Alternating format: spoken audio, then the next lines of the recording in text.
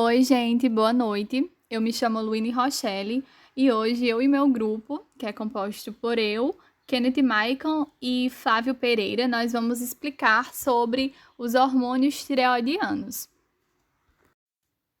Bom, quando a gente fala em hormônios da tireoide, nós lembramos logo das duas principais doenças relacionadas a esses hormônios, que no caso são o hipotireoidismo e o hipertireoidismo. Para a gente entender a farmacologia, como é que os fármacos atuam sobre essas doenças, eu vou explicar antes um pouquinho sobre cada uma delas, de uma forma bem resumida, o que são as causas, sinais e sintomas. Começando pelo hipotireoidismo, que é o distúrbio mais comum dessa glândula, é, ele é caracterizado pela baixa atividade da tireoide, que faz com que ela produza menos hormônios do que é necessário para o funcionamento ideal de todas as funções do nosso corpo. Em resumo, o hipotireoidismo é a queda na produção dos hormônios da tireoide, a triodotironina, que é a T3, e a tiroxina, que é a T4. Lembrando que essa glândula, eu até coloquei uma imagem aí, ela fica na região do pescoço e é muito semelhante a uma borboleta. Então, como a gente viu, o hipotireoidismo, ele é, digamos que uma deficiência nos hormônios, né, T3 e T4. Já o hipertireoidismo, ele é uma condição na qual a glândula da tireoide ela é hiperativa, ou seja, ela produz em excesso os hormônios tireoidianos. E caso não seja bem tratada, né, ela pode desenvolver outras doenças bem mais sérias. Com relação aos sinais e sintomas, no hipotireoidismo a gente tem dor de cabeça nos músculos e articulações, nas mulheres a menstruação irregular, unhas frágeis, com relação aos sinais nos olhos, na região das pálpebras, eles ficam bem inchados. Pode ter presença de bócio também. É muito comum no hipertireoidismo, mas no hipotireoidismo ele também pode estar presente. Que o bócio é justamente o aumento de volume na tireoide, certo? E os pacientes costumam sentir dificuldade para engolir os alimentos, respirar, podem ter tosse e rouquidão também. No hipertireoidismo, a gente tem a sensação de calor, a perda de peso, os batimentos cardíacos acelerados, um cansaço em excesso, né, uma fadiga. Além disso, a irritabilidade e a ansiedade são presentes também. Aqui eu coloquei uma imagem para vocês verem, né? A tireoide diminuída e a tireoide aumentada. O bócio ele fica bem aparente justamente no hipertireoidismo por ser o aumento. Então, aquelas pessoas que geralmente ficam com essa região do pescoço mais inchada, né? É justamente por conta da tireoide aumentada. Com relação às causas, no hipotireoidismo, a gente tem a congênita, que é o cretinismo, doença autoimune, que é a tireoidite de Hashimoto. Pode ser também devido à cirurgia de retirada da tireoide por bócio nodular ou neoplasia. E também por medicamentos que interferem na síntese e liberação dos hormônios da tireoide. Por exemplo, o indivíduo ele fazia o tratamento contra o hipertireoidismo, ou seja, ele fazia uso de medicamentos, por exemplo, como o metimazol, a amiodarona, enfim. E devido a esses medicamentos, ele pode acabar desenvolvendo o hipotireoidismo. Então é importante sempre consultar o endocrinologista, caso o paciente apresente algum sintoma de hipotireoidismo. Dessa forma, caso apresente, a medicação pode ser suspensa ou então substituída. Outro fator também é que existem pessoas que tomam medicamentos para a tireoide com o intuito de emagrecer. E devido a isso, eles podem desenvolver o hipotireoidismo, porque uma vez que esses hormônios eles já estão presentes na corrente sanguínea, a tireoide pode simplesmente parar ou diminuir a produção natural. No entanto, a causa mais comum de hipotireoidismo é a tireoidite de Hashimoto, que ela é uma doença autoimune em que os anticorpos eles começam a atacar a glândula tireoide, como se ela fosse nociva ao próprio corpo. Então, a tireoidite de Hashimoto a gente considera como uma das principais e mais comuns causas do hipotireoidismo. No hipertireoidismo, nós temos diversos fatores também, entre eles os nódulos tireoidianos, a tireoidite subaguda, que é causada por vírus, a tireoidite linfocítica, causada pela infiltração de linfócitos, a tireoidite pós-parto e, além disso, a doença de Graves, que é uma doença autoimune que resulta em aumento do volume da tireoide e do hipertireoidismo. Em alguns pacientes, essa doença de Graves, ela pode ocorrer um edema, né, um inchaço dos músculos e em outros tecidos ao redor dos olhos, causando uma protusão do globo ocular, desconforto local e uma visão dupla. Então, esses são os principais, né, fatores, as principais causas do hipertireoidismo. Agora, dando início aos fármacos que atuam no tratamento do hipotireoidismo, nós temos como principal fármaco a levotiroxina, mas também temos a liotironina.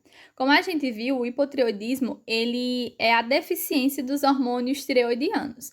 Então, para tratá-lo, nós podemos fazer a reposição hormonal. Pode ser T3, pode ser T4, mas especialmente é feita a reposição com o hormônio do tipo T4, que é justamente a levotiroxina. E nós temos duas formas comerciais, que no caso são a tetroide e a sintroide, que eu até coloquei uma imagem aí na tela. E eles são administrados porque o T4 ele apresenta uma meia-vida bem mais prolongada. Isso permite a administração desse fármaco apenas uma vez ao dia. O T3 ele até poderia ser reposto como o T4, uma vez que ele é mais ativo que a tiroxina.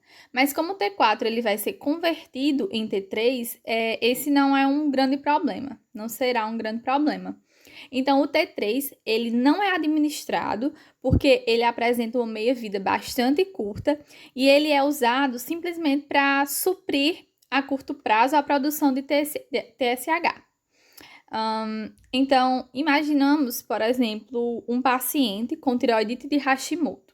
Ele não produz T3, não produz T4. Então, como ele não produz esses hormônios, a hipófise, ela aumenta a produção de TSH. E esse TSH vai acontecer o seguinte, ele vai eventualmente induzir a glândula tireoide a crescer, ou seja, a hiperplasiar. Então, T3 é administrado simplesmente para inibir a produção de TSH e não para repor os hormônios da tireoide. Dessa forma, o T4 ele é utilizado para reposição hormonal e T3 para suprir a produção de TSH pela hipófise. Falando melhor sobre a levotiroxina, a principal indicação dela é para a reposição ou suplementação em pacientes com hipotireoidismo, como eu falei anteriormente. Só que ela também pode ser utilizada como um tratamento complementar para alguns tipos de câncer da tireoide. Sobre o seu mecanismo de ação, ocorre da seguinte forma. Nas pessoas saudáveis, é o que acontece. A tireoide, ela capta o iodo consumido na dieta e usa ele para criar os dois hormônios que eu também mencionei, que no caso é a triodotironina, que é o T3, e a tiroxina, que é o T4. O T3 e o T4, eles vão fazer o seguinte. Como eles são produzidos pela tireoide, eles serão lançados na corrente sanguínea e lá eles irão atuar diretamente nas células do nosso organismo. Eles vão ditar o modo como elas irão transformar o oxigênio e a glicose em energia. E a quantidade desses hormônios ela é dividida da seguinte forma. 80% será de T4 e os 20% que restam será de T3. Como eu falei também, o T4, na verdade, é um precursor do T3. Então, a gente sabe que quem age realmente nas células é quem é o T3. E grande parte do T4 que é produzido, quando ele chega lá nos órgãos ou nos tecidos, ele acaba sendo transformado em T3 para a utilização das células. Então, portanto, a gente já sabe, o T3 ele é efetivamente o hormônio tireoidiano que age no nosso organismo. E o T4 ele é tipo uma espécie de reserva, que é utilizado para gerar mais T3 sempre que a gente precisar, sempre que for necessário. Sobre os efeitos adversos, no geral, a gente vê que a levotiroxina, ela até que é bem tolerada pelos pacientes. Só que o que ocorre é o seguinte, quando o paciente ele acaba tomando uma dose acima daquela que é necessária, surgem os efeitos adversos. Então, esses efeitos eles se dão justamente pelo excesso de hormônios tireoidianos. Então, esse excesso pode acarretar angina de peito, taquicardia, palpitações, insônia, entre outros efeitos, certo? Sobre as interações medicamentosas, a levotiroxina ela pode ser utilizada com outros medicamentos. Só que assim, vários deles, como por exemplo o carbonato de cálcio, hidróxido de alumínio e até mesmo os multivitamínicos, eles podem afetar a absorção da levotiroxina pelo organismo e, como consequência, alterar a sua ação. E com relação às contraindicações, são poucas, até porque até as mulheres grávidas podem utilizar e durante o período de aleitamento materno também. Só que tem que ter um cuidado redobrado com relação aos pacientes com suspeita de doença isquêmica do coração, como infarto ou angina instável, e até mesmo naqueles que possuem insuficiência adrenal sem tratamento. As advertências, né, com relação à gravidez, é que deve-se controlar a concentração sérica materna de tireotrofina e ajustar a dosagem se for necessário. No aleitamento, pode acabar interferindo com o diagnóstico neonatal de hipotireoidismo.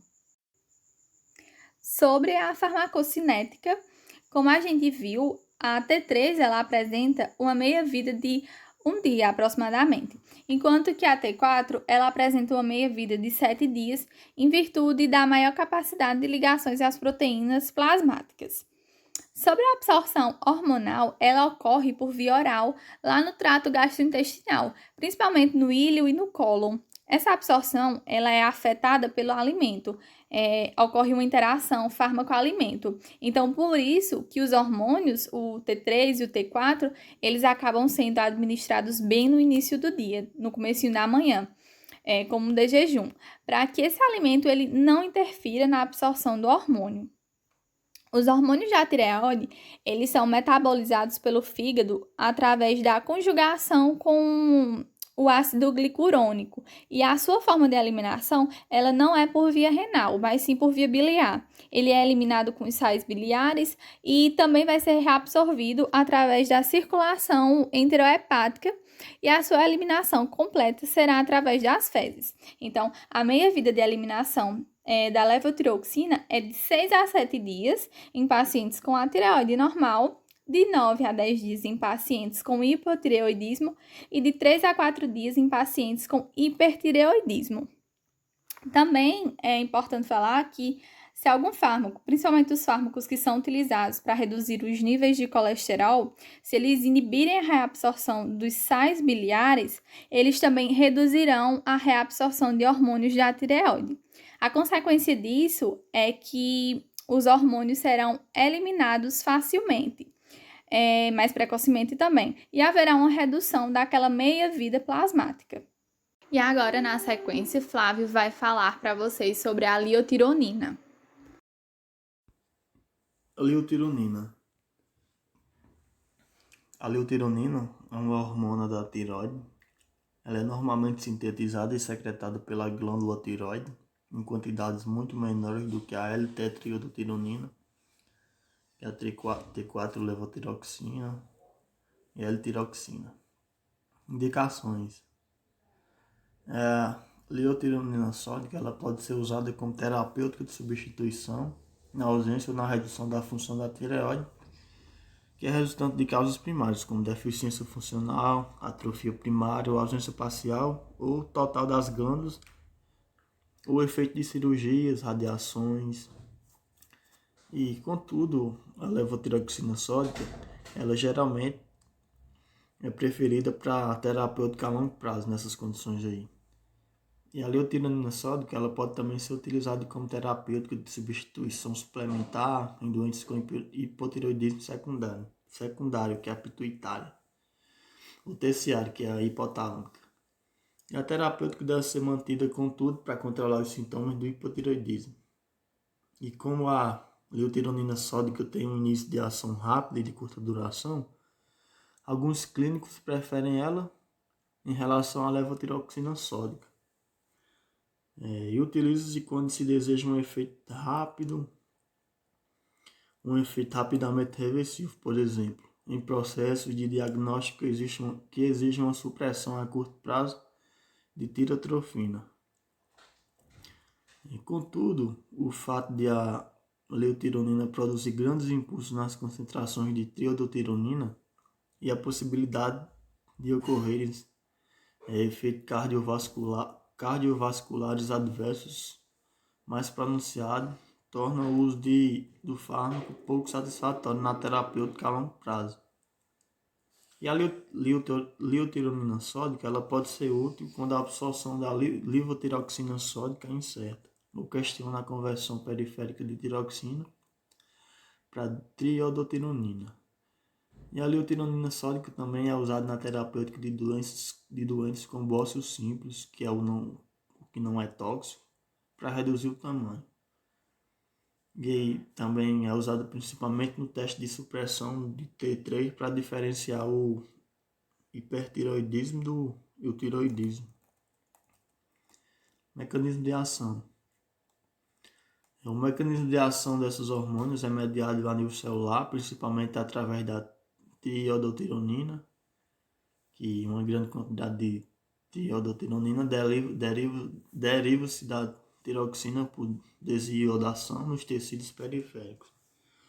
O início da sua atividade é rápido, mas pouco prolongado. Rapidamente é a levotiroxina e no final da terapêutica o processo e o estado metabólico inicial é rápido. E a atividade hormonal da triodotironina é em média 5 vezes superior da tiroxina, que é 20 a 30 microgramas de triodotironina, que corresponde a cerca de 100 microgramas de tiroxina, e a cerca de 60 miligramas da tiroide seca. E pela rapidez de ação e pela escassa capacidade de acumulação da triodotironina, é eficaz no tratamento dos estados de hipotiroidismo, especialmente na fase inicial, quando pode ser exigido um efeito terapêutico intenso. Geralmente, nas terapêuticas de manutenção, é preferível a administração da tiroxina. Efeitos adversos. Esses efeitos adversos correspondem normalmente aos sintomas de hipertiroidismo e incluem taquicardia, palpitações, cefaleia, tremores, perda de peso, insônias. E esses efeitos adversos, eles normalmente desaparecem após a redução da dosagem ou uma possível suspensão temporária do tratamento. Interações medicamentosas. A leutironina mais a carbamazepina, fármacos indutores enzimáticos como cloroquina, rifampicina, carbamazepina, fenitoína, os barbitúricos podem acelerar o metabolismo das hormonas da tireoide, podendo ser necessário aumentar sua dosagem. Leutironina mais antidiabéticos orais. Antidiabéticos, as hormonas da tireoide podem aumentar a necessidade de insulina ou dos antidiabéticos orais. Metimazol, ele é o medicamento mais usado para o tratamento do hipertireoidismo, sendo 10 vezes mais potente do que o seu companheiro de classe, o próprio tioracila. E sendo assim, ele é o preferível, tanto para adultos quanto para crianças. Mecanismo de ação. O metimazol, também chamado de tiamazol, tapazol de referência, faz parte do grupo das tioaminas, que tem como mecanismo de ação inibir a síntese do hormônio tireoidiano. E se dá através da competição com a tireoglobulina pelo iodeto oxidado, e vai ocorrer uma diminuição seletiva da produção dos hormônios tireoidianos. Indicação. O metimazol ele é indicado para o tratamento do hipertireoidismo. Efeitos adversos. Os efeitos adversos ocorrem em 3 a 12% dos usuários, e o mais comum é o exantema pruriginoso maculopapular. Às vezes é acompanhado de febre, também pode ocorrer náuseas, desconforto gastrointestinal, alteração do paladar ou do olfato, elevações assintomáticas dos níveis de transaminases. Os mais raros são a exantema urticariforme, vasiculite, dermatite esfoliativa, policerocite e artralgia aguda. E além dessas reações, raramente alguns pacientes também apresentam complicações mais perigosas, que é a granulocitose. Reação potencialmente fatal, com risco aumentado em idosos e pacientes que fazem uso de mais de 40 mg por dia. Mas em geral é facilmente reversível com a interrupção do fármaco. Interações medicamentosas.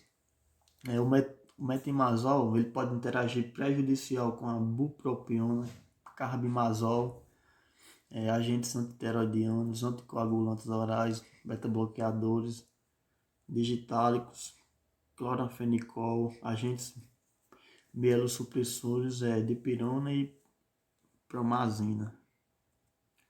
Contraindicações. Esse fármaco ele atravessa a barreira placentária e foi associado a malformações congênitas devendo ser evitado em gestantes. Também é contraindicado em casos de hipersensibilidade ao fármaco. Farmacocinética. A administração comumente por via oral, em que o carbimazol é rapidamente convertido em metimazol, que é um metabólito ativo, distribuindo-se pela água corpórea. Ele possui meia-vida plástica de 6 a 15 horas, atravessa a barreira placentária e é encontrado no leite, por se ligar fortemente às proteínas plasmáticas. E a excreção desse fármaco ela é feita pela urina. Bom, pessoal, dando continuidade aí, meu nome é Kenneth, né? Sou aluno do P5 de farmácia. Bom, pessoal, eu fiquei falar um pouco sobre a tionamidas, né? Do propil toráceo.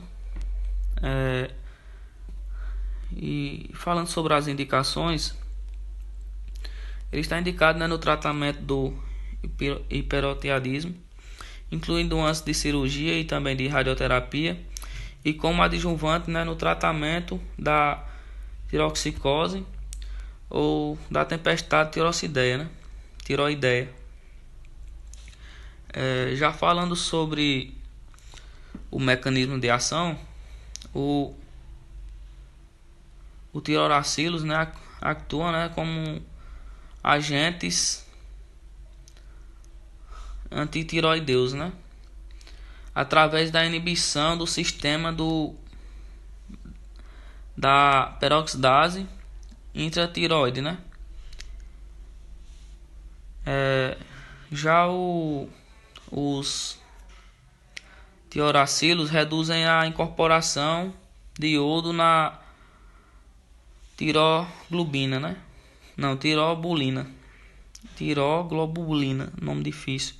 Inibindo assim a produção de tiroxina. Verifique-se também, né, na inibição do acoplamento dos resíduos do tirossil já iodados, que as moléculas de tiroglobulina elas vão ser verificadas, né, sobre a inibição desse acoplamento dos resíduos do tirossil. E falando sobre o propil tiroracilo, né, provoca a deplexão do iodo na glândula tireoide, né, e reduz a conversão da tiroxina em tireodotirinina no tecido periférico. Essas características permitem, né, o tratamento assintomático do hipertiroidismo, né, independente de sua etiologia. Esse medicamento provavelmente ele não influenciará, né, o processo imunológico natural da doença. As hormonas da tireoide já sintetizadas não são influenciadas de maneira nenhuma. Isso explica porque varia o tempo para a melhoria dos sinais clínicos entre os doentes. A liberação hormonas da tireoide devido à destruição do tecido da tireoide, por exemplo, por radioterapia, não será influenciada pelo próprio tiroáceo.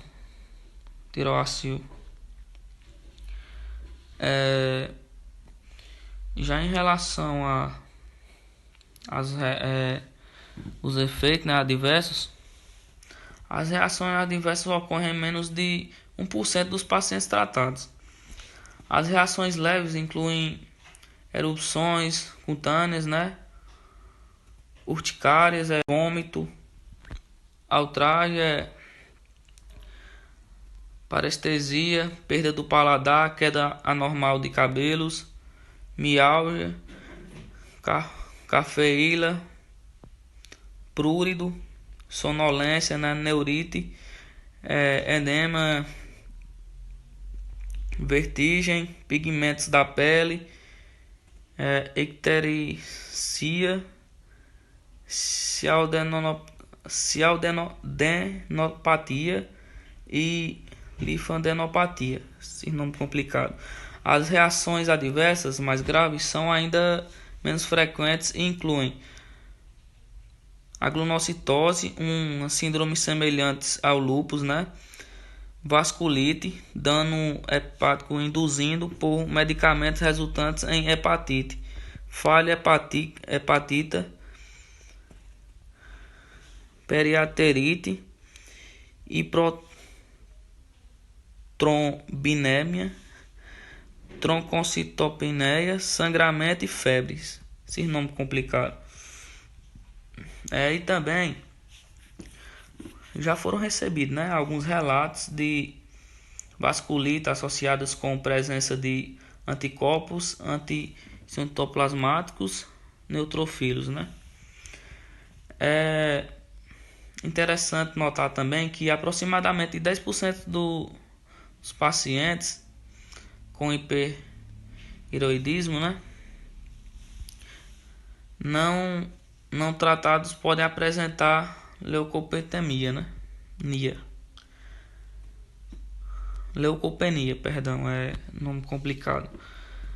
Bom, pessoal, e já falando sobre as interações medicamentosas, né?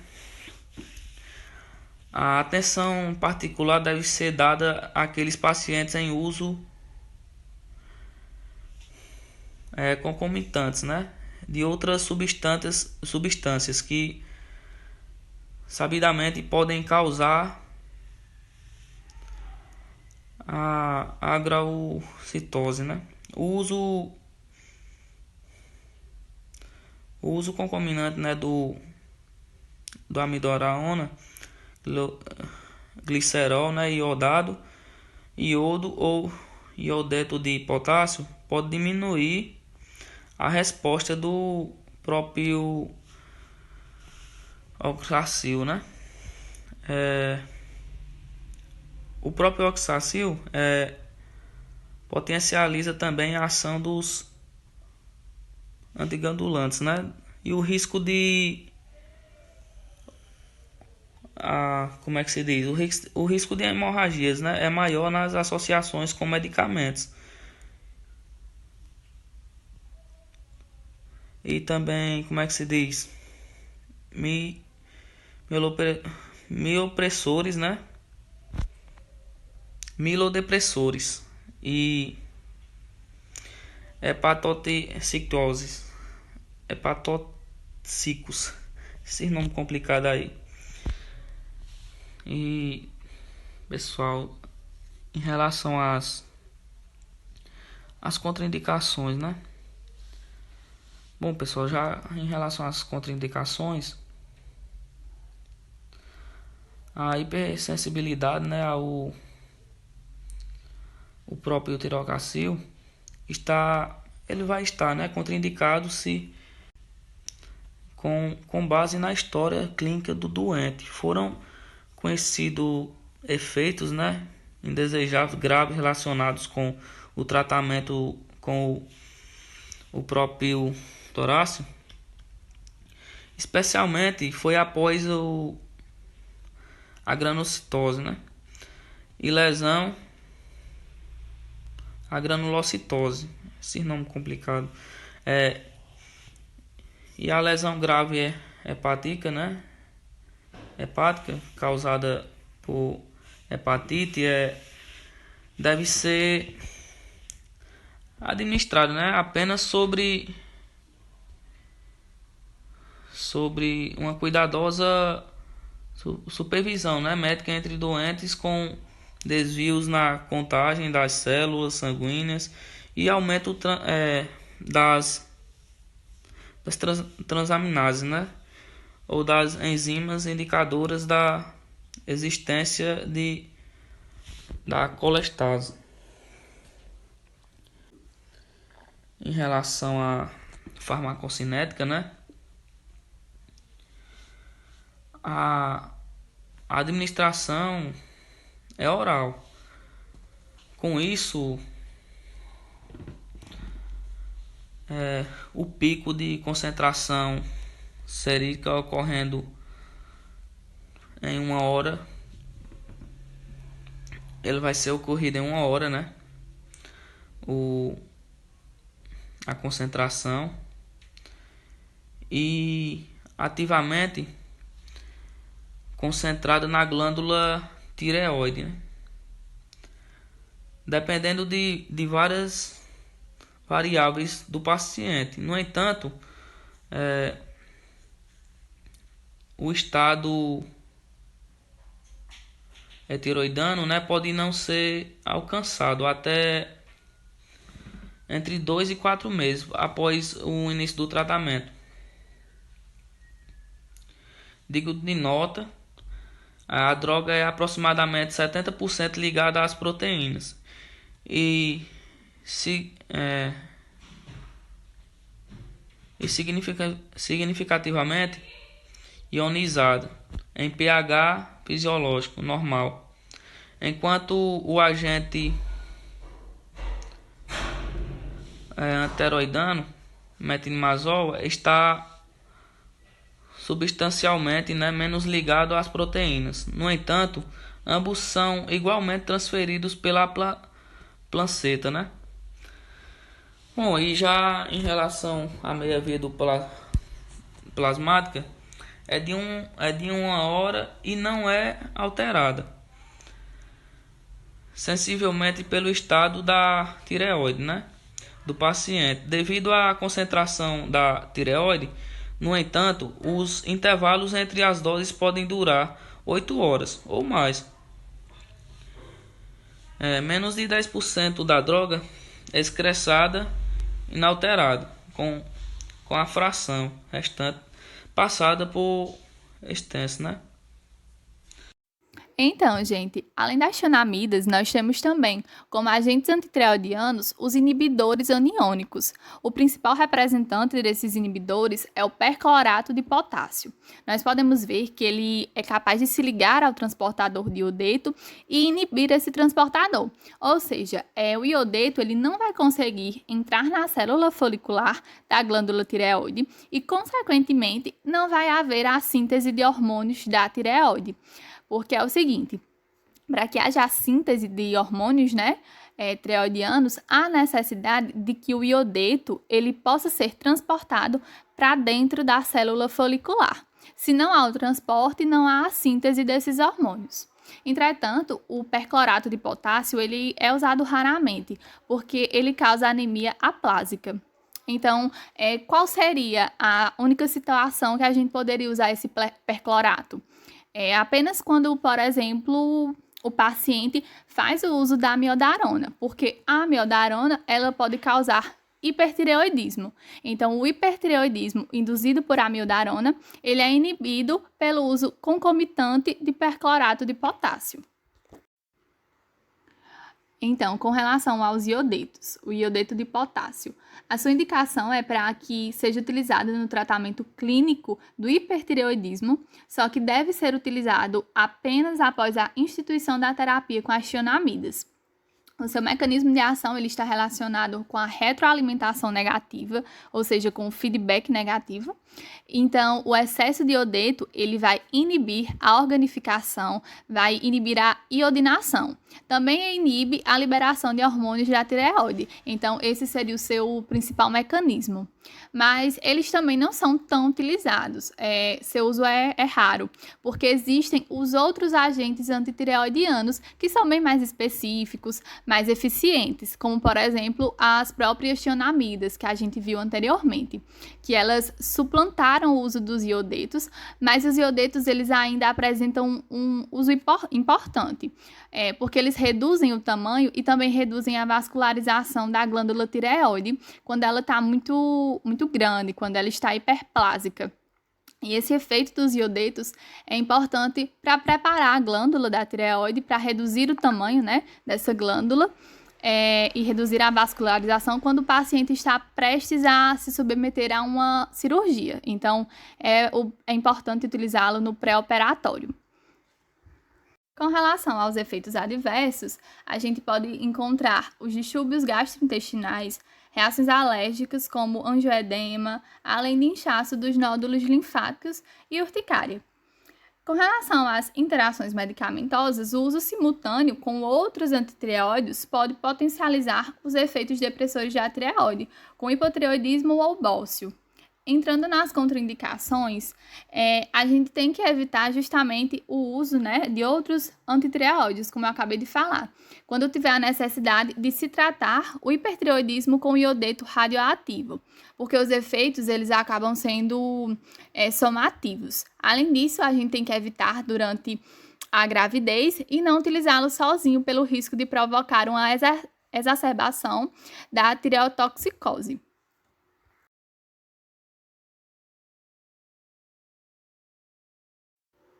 Iodo radioativo.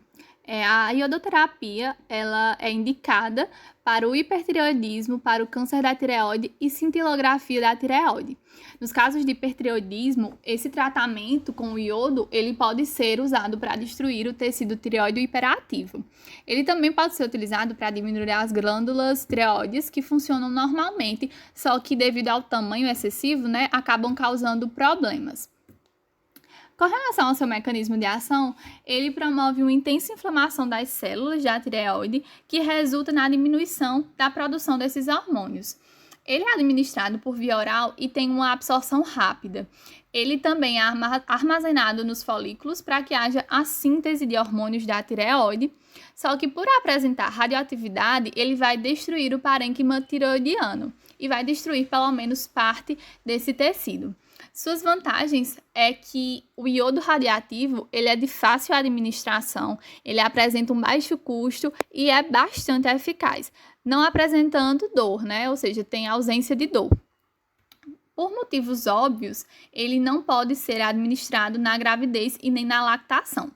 E a gente falou das vantagens, né? Agora, as desvantagens é que corre o risco de desenvolver o hipotireoidismo, pois se o iodo destrói uma parte muito grande da tireoide e a dosagem ela precisa ser, né, precisamente calculada. Mas quando ocorre, né, de destruir uma grande parte desse tecido, o paciente ele tem reduções bruscas de hormônios da tireoide e, consequentemente, esse paciente passa do hiper para o hipotireoidismo e vai ter que suplementar os hormônios da tireoide. Então, nós temos também os agentes bloqueadores dos receptores adrenérgicos, que são os beta-bloqueadores. Eles não são utilizados para resolver ou para reduzir a síntese de hormônios da tireoide, mas eles são utilizados como fármacos adjuvantes, que são para reduzir os sintomas causados pelo hipertireoidismo, aqueles sintomas da tireotoxicose. Então, principalmente aqueles sintomas de estimulação simpática, ou seja, ele reduz a sudorese, os tremores, reduz também a taquicardia, que é muito comum, né, nos pacientes com hipertireoidismo. E o principal beta-bloqueador utilizado com essa finalidade é o propranolol. Ele não reduz a síntese, como eu acabei de falar, dos hormônios da tireoide, mas ele reduz os sintomas causados. Então, gente, em resumo, nós acabamos de ver os principais fármacos utilizados no hipertireoidismo e os seus mecanismos de ação. Nós temos aqui, eu coloquei uma imagem, né, para dar uma simplificada e uma resumida. Nós temos o perclorato e o tiocianato. Todos eles são inibidores aniônicos. Como a gente viu, eles inibem a entrada de iodeto na célula folicular. E se a célula não tem iodeto, ela não consegue sintetizar os seus hormônios da tireoide. Temos também as tionamidas, assim como o iodeto, administrado em níveis elevados, eles vão inibir a organificação, porque eles inibem a tireoide peroxidase. Eles também inibem o acoplamento e a condensação também, por liberarem, né, a mesma enzima. Temos também o iodeto em níveis altos, ele também inibe o processo de síntese de hormônios da tireoide, ou seja, o processo de proteólise, de liberação dos hormônios formados pelas células foliculares. O iodo radioativo, ele tem por função, né, destruir a célula folicular e, consequentemente, destruir a fonte de síntese dos hormônios da tireoide. O principal problema, como eu mencionei, né, só enaltecendo mais uma vez, é que ele pode destruir uma área muito grande, causando um hipotireoidismo. Para finalizar, a gente tem o próprio tiuracil, que é uma tionamida, e nas tionamidas temos também o metimazol, mas o próprio utiracil, cogita-se que haja um outro mecanismo de ação para ele, que é, no caso, a redução da conversão periférica de T4 em T3, que o mesmo mecanismo de ação, por exemplo, dos contrastes radiológicos. Então, gente, é isso. Espero que vocês tenham gostado e muito obrigada pela atenção.